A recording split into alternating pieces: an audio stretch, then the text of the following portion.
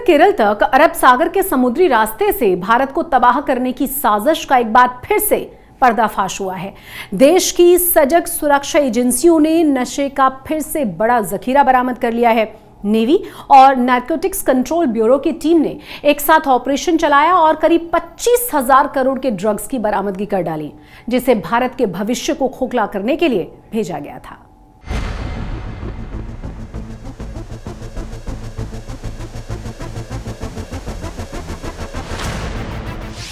नशे के खिलाफ सबसे बड़ा प्रहार।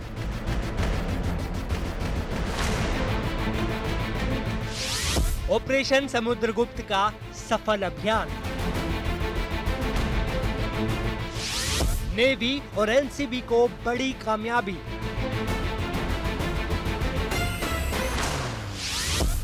$12,000 करोड़ की ड्रग्स पकड़ी। भारत को नशे के दलदल में धकेलने का नापाक मंसूबा हुआ नाकाम।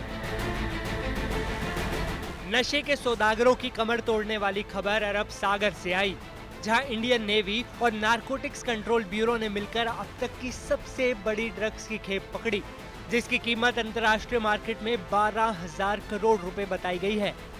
बताया जा रहा है कि ईरान से 12,000 करोड़ की ये ड्रग्स गुजरात लाई जा रही थी। इसी बीच इनपुट के आधार पर नेवी और एनसीबी ने गुजरात के बंदरगाह पहुंचने से पहले ही इस खेप को पकड़ लिया। ऑपरेशन समुद्रगुप्त हमने पिछले साल फरवरी 2022 से स्टार्ट किया था। हमें काफ़ी इन्फॉर्मेशन आ रही थी और हमारे रिपोर्ट्स कह रहे थे कि जो इंडिया का 70% हेरोइन का सप्लाई है वो मैरीटाइम रूट से आ रहा है। तो इसको नज़र रखते हुए हमने ऑपरेशन समुद्रगुप्त स्टार्ट किया था और इसमें हमने कई एजेंसीज़ का सहयोग लिया। Indian navy, coast guard, DRI, customs, ATS Gujarat, intelligence agency, सबका हमने सहयोग लिया इसमें और ख़ुद भी हमने अपना खुद का सोर्स जनरेट किया। ड्रग्स की इतनी बड़ी खेप के साथ एक पाकिस्तानी तस्कर भी पकड़ा गया है।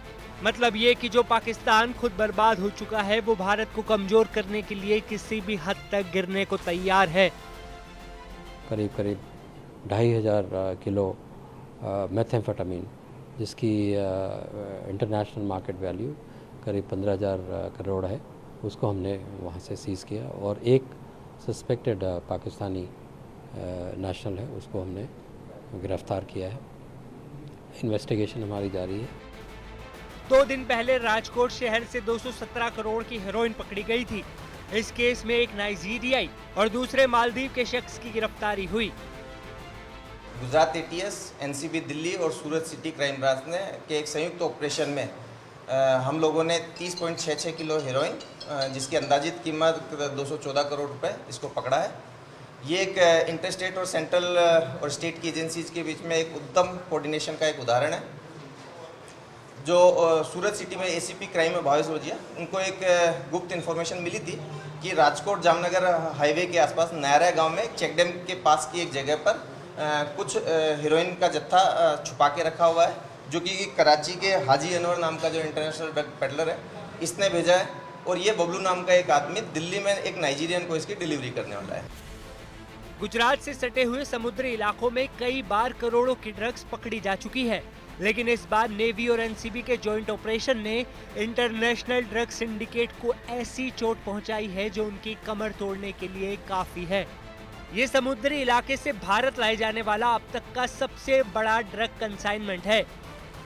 इससे पहले नेवल इंटेलिजेंस यूनिट ने फरवरी 2022 में 2,000 करोड़ की ड्रग्स की खेप पकड़ी थी। साल 2021 में गुजरात के मुंद्रा पोर्ट से 21,000 करोड़ की हेरोइन जब्त की गई थी। मुंबई में 2 दिन पहले एक तस्कर के पास से 68 लाख की ड्रग्स पकड़ी गई। रविवार को केरल के मल्लापुरम में पुलिस ने नशे की तस्करी करने वाली बुजुर्ग महिला को पकड़ा। इंदौर में 12 मई को एक तस्कर पकड़ा गया जो छात्रों को नशा सप्लाई कर रहा था। फरवरी 2022 में ही बहुत बड़ी सफलता मिली थी, जिसमें हमने 750 kg ड्रग्स सीज़ किया था और उसके बाद सफलताएं मिलती रही।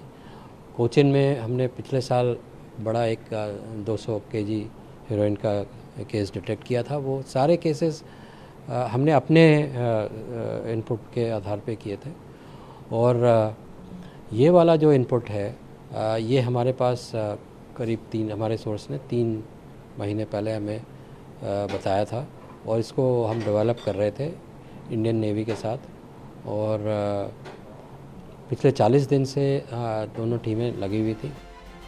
पूरे देश में नशे को जड़ से खत्म करने के लिए अभियान चलाए जा रहे हैं और इस अभियान के लिए संजीवनी साबित हुआ है अरब सागर से पकड़ा गया ये सबसे बड़ा ड्रग्स कंसाइनमेंट। हालांकि भारत में इस ड्रग्स को किसने मंगवाया, इतना बड़ा ड्रग्स कंसाइनमेंट कौन रिसीव करने वाला था, ड्रग्स की इस खेप को कहां-कहां और किसे-किसे सप्लाई किया जाना था, इस बड़े सिंडिकेट में कौन-कौन लोग शामिल हैं, एनसीबी की टीम इन्हीं सवालों के जवाब तलाशने में जुटी है ताकि इस पूरे नेक्सस को उखाड़कर भारत से बाहर फेंक दिया जाए। आज तक ब्यूरो।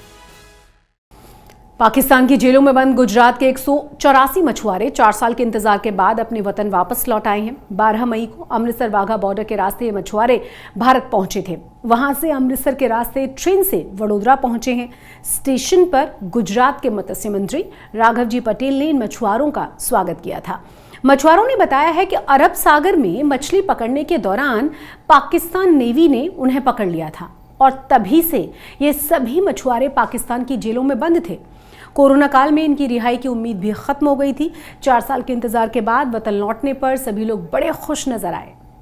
दोस्ती का रिश्ता सबसे गहरा माना जाता है और अगर दोस्ती सच्ची हो तो मौत भी इसे तोड़ नहीं पाती। गुजरात के बोटाद में एक ऐसा ही वाकया सामने आया है जहां 2 दोस्त बोटाद के कृष्णा सागर झील में डूबने लगे। तैरना वो जानते नहीं थे, बावजूद इसके उनके तीनों ही दोस्त जान की बाजी लगाकर उन्हें बचाने के लिए झील में उतर गए।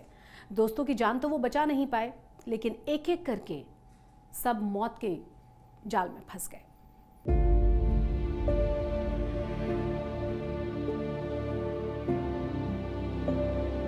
गुजरात के बोटाद में हुए एक बड़े हादसे ने सबको रुला दिया। कृष्णा सागर झील में 5 किशोर एक साथ दर्दनाक हादसे का शिकार हो गए। झील में नहाने गए 2 किशोर जब डूबने लगे तो झील के किनारे बैठे 3 दोस्तों ने जान की बाजी लगा दी और अपने 2 दोस्तों को बचाने के लिए झील में कूद पड़े। जिंदगी और मौत की इस जंग में मौत उन पर भारी पड़ गई। झील से फिर 5 दोस्तों के बेजान शरीर ही निकल पाए। झील में डूबकर जान गंवाने वाले सभी बच्चों की उम्र महज 16 से 17 साल थी। આજે બપોરના આશરે 4:30 વાગ્યાની આસપાસ બોટાદ ટાઉનમાં આવેલ કૃષ્ણસાગર તળાવમાં સાળંગપુર રોડ ઉપર રહેતા 2 બાળકો નાવા પડેલા અને એ દરમિયાન એ બંને બાળકો ડૂબતા બીજા ત્યાં અન્ય 3 ઈસમો હાજર હતા। એમણે આ જોયું એટલે આ જે બંને બાળકો ડૂબ્યા એમની સાથે એક વડીલ હતા, એમના કહેવાથી આ બીજા બાળકો પણ એમને બચાવવા માટે પડેલા અને એ દરમિયાન 5 બાળકોનું ડૂબવાથી મૃત્યુ થયું। 13 मई को हुए इस हादसे के बारे में पुलिस ने जो जानकारी दी है उसके मुताबिक 2 किशोर अहमद और अशरफ अपने दादा के साथ कृष्णा सागर झील घूमने गए थे। झील देखने गए बच्चों ने नहाने की जिद की। दादा की इजाजत मिलने के बाद बच्चे नहाने चले गए। पहले तो दोनों किनारे पर नहा रहे थे, लेकिन फिर वो अचानक गहरे पानी में चले गए और डूबने लगे। दोनों की चीख पुकार सुनकर झील के किनारे बैठे उनके तीनों दोस्त जुनैद, असद और फैजान एक एक कर तालाब में कूद गए और डूबते हुए दोस्तों को बचाने की कोशिश की। इसी कोशिश में सभी 5 दोस्त गहरे पानी में एक एक कर डूबते चले गए। हादसे की खबर मिलते ही बोटाद पुलिस, फायर ब्रिगेड और तैराकों की टीम मौके पर पहुंच गई और आनन फानन में रेस्क्यू ऑपरेशन चलाया। फायर ब्रिगेड और तैराकों की टीम ने करीब 1.5 घंटे की मशक्कत के बाद कृष्णा सागर झील से 5 दोस्तों के शव निकाले। અમને આજના દિવસે 4:40 વાગે રાહુલભાઈ સાદરિયા કરીને એક વ્યક્તિ જે રૂબરૂ અમારા ફાયર સ્ટેશને આવ્યા અને અમને જાણ કરી કે બોટાદ કૃષ્ણસાગર તળાવમાં 5 યુવાનો ડૂબેલ છે। સમાચાર મળતા તાત્કાલિક અમારી રેસ્ક્યુ ટીમ ત્યાં કૃષ્ણસાગર તળાવ માટે રવાના થઈ ગઈ અને પહોંચ્યા બાદ તુરંત સર્ચ ઓપરેશન શરૂ કરી દીધેલ। 1.5 કલાકની સર્ચ ઓપરેશન બાદ 5 વ્યક્તિની ડેડ બોડી મળી ગયેલ છે। घर वालों के मुताबिक 5 में से किसी को भी तैरना नहीं आता था, लेकिन इसके बावजूद अपने 2 दोस्तों को गहरे पानी में डूबता देखकर बाकी 3 दोस्तों ने अपनी जान की परवाह नहीं की और मौत से 2-2 हाथ करने का फैसला कर लिया। 5 बच्चे मेहमदनगर इलाके के रहने वाले थे। इस हादसे के बाद पूरे मोहल्ले में मातम पसरा है।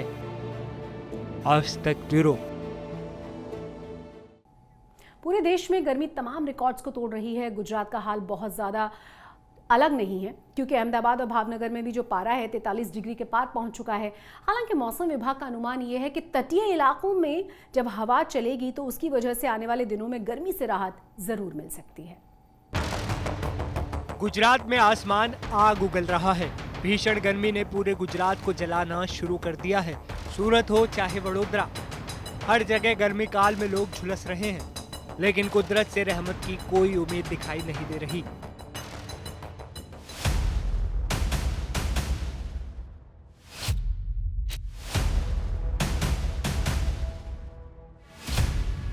कहने को ये तस्वीरें शिव की नगरी काशी की हैं, लेकिन इस वक्त यहाँ भगवान भास्कर तमतमाए हुए हैं। श्रद्धालुओं से पटे रहने वाले घाट सूने पड़े हैं। गंगा के तट की रौनक गायब है। सूर्य देव की तपिश के चलते काशी के कोने कोने तक सन्नाटा है। गर्मी तो इतना प्रचंड पड़ रही है। ये बनारस में हम मेन घाट पे दशाश्वमेध घाट पे बैठे हैं। एक हफ्ता पहले यहाँ पे इतनी भीड़ होती थी, बादल भी होती थी, बारिश भी हुआ है भैया यहाँ पे। और इस समय इतनी गर्मी है कि लोग एकदम त्राही त्राही हैं, इतनी गर्मी पड़ रही है। यूपी के कानपुर में भी आसमान से आग बरस रही है। सड़कों पर निकलना किसी मोर्चे पर जाने जितना मुश्किल है। सड़कों पर 4 पहिया वालों के लिए तब भी गनीमत है, लेकिन 2 पहिया और साइकिल वालों की तो मानो शामत आ गई है। मौसम विभाग के मुताबिक आज से गर्मी सूबे में अपना प्रचंड रूप दिखाने वाली है।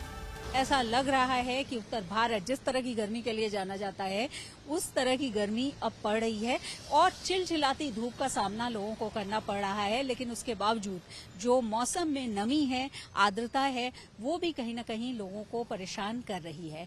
अभी अगर उत्तर प्रदेश की हम बात करें तो किसी तरह का कोई विंड पैटर्न बहुत ज्यादा एक्टिव नहीं है।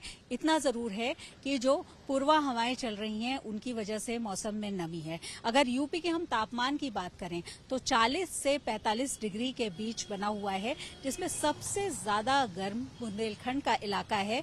झांसी में पिछले 24 घंटे में 45 डिग्री से ज्यादा तापमान रिकॉर्ड किया गया, जो अपने आप में ये बताता है कि अब इतनी गर्मी पड़ रही है और आगे और ज्यादा गर्मी हो सकता है, पड़ने वाली है। राजधानी दिल्ली भी धूप की तेज आंच में झुलस रही है। दोपहर की तपिश की वजह से सड़कों पर सन्नाटा पसरने लगा है। मौसम विभाग ने 42 डिग्री तक पारा चढ़ने की भविष्यवाणी कर दी है। अगले 5 दिन तक राजधानी में तपिश का यही आलम रहने वाला है। जैसे आप टेम्परेचर की बात कर रहे हैं तो टेम्परेचर एनसीआर दिल्ली में 40 और 42 के बीच में रहने की उम्मीद है। एज सच कहीं पे भी हम नॉर्थ वेस्ट इंडिया में हीट वेव का हमारा ऐसा कोई वार्निंग नहीं आने वाले 5 दिनों में। हाँ, अगर आप हीट वेव की बात करते हैं तो हीट वेव अभी जैसे पहले भी रहा है कि ईस्ट इंडिया में हीट वेव रहा, अभी भी हम उम्मीद कर रहे हैं कि कोस्टल आंध्र प्रदेश और कोस्टल उड़ीसा में वहां आने वाले 2-3 दिनों में हीट वेव रह सकती है। गर्म हवाओं से ऐसी ही शिकायत मुंबई वालों को भी है। मुंबई भी चढ़ते पारे से परेशान है। सड़क के किनारे बर्फ वाले लोगों के लिए राहत की वजह बने हुए हैं। गर्मी में खुद को ठंडा रखने की ये बर्फीली खुराक लोगों को खूब पसंद आ रही है। महाराष्ट्र के 26 जिले ऐसे हैं जहां पारा 40 डिग्री के पार जा चुका है। यही नहीं, मौसम विभाग ने महाराष्ट्र के कई इलाकों में हीट वेव का अलर्ट जारी किया है। जाहिर है गर्मी का इम्तिहान अभी लंबा है। जिस तरह से मौसम ने अपना मिजाज हर बार बदला है, उससे सवाल भी लोगों के मन में है, क्या इस बार गर्मी लंबा टिकने के मूड में तो नहीं। उत्तर भारत के 3 राज्यों और केंद्र शासित प्रदेश चंडीगढ़ में पिछले 2-3 दिनों से लगातार मौसम में लगातार तब्दीलियां आ रही है। मौसम विभाग के अनुमान के मुताबिक 17 मई के बाद अब इन क्षेत्रों में एक नया पश्चिमी विक्षोभ एक्टिव होगा, जिसकी वजह से और तब्दीलियां आने के आसार बने हुए हैं। 15, 16 और 17 मई के बीच में पंजाब, हरियाणा और चंडीगढ़ के आसपास के इलाकों में एक तरफ जहां धूल भरी आंधी, गर्जना के साथ बारिश और हल्की बारिश जैसे आसार बने हुए हैं, पंजाब के कई हिस्सों में मौसम विभाग ने येलो अलर्ट जारी किया हुआ है। वहीं अगर तापमान की बात करें तो पिछले 2-3 दिनों से पंजाब और हरियाणा के कई हिस्सों में तापमान एकदम बढ़ा है। 45 पहुंचने की उम्मीद नहीं, क्योंकि हमारा जो इंडिया मेट्रोलॉजिकल डिपार्टमेंट का हीट वेव का क्राइटेरिया है। एक तो टेम्परेचर डिपार्चर देखते हैं नॉर्मल से, ठीक है, अगर 40 डिग्री से टेम्परेचर ज़्यादा है और 4.5 डिग्री डिपार्चर प्लस साइड है तो हम हीट वेव कहते हैं, या 45 डिग्री सेल्सियस से ज़्यादा है। ऐसा अभी आप नॉर्थ वेस्ट सेंट्रल इंडिया में देखेंगे तो टेम्परेचर्स नॉर्मली रहे हैं। हाँ, जैसे अभी विदर्भा में हीट वेव रहा इस रीजन में, आज भी था, ठीक है, सिमिलरली मध्य प्रदेश में भी रहा, साउथ राजस्थान में रहा। इन सारी रीजन में जो रीजन यही था कि टेम्परेचर 45 तक पहुंचे हुए। गर्मी का ये आलम देखकर लोग ये भी सोच रहे हैं कि इस बार गर्मी पिछले सारे रिकॉर्ड तो नहीं तोड़ देगी। मसला लोगों की सेहत से भी जुड़ा है, ऐसे में गर्मी के विरुद्ध लड़ना होगा युद्ध।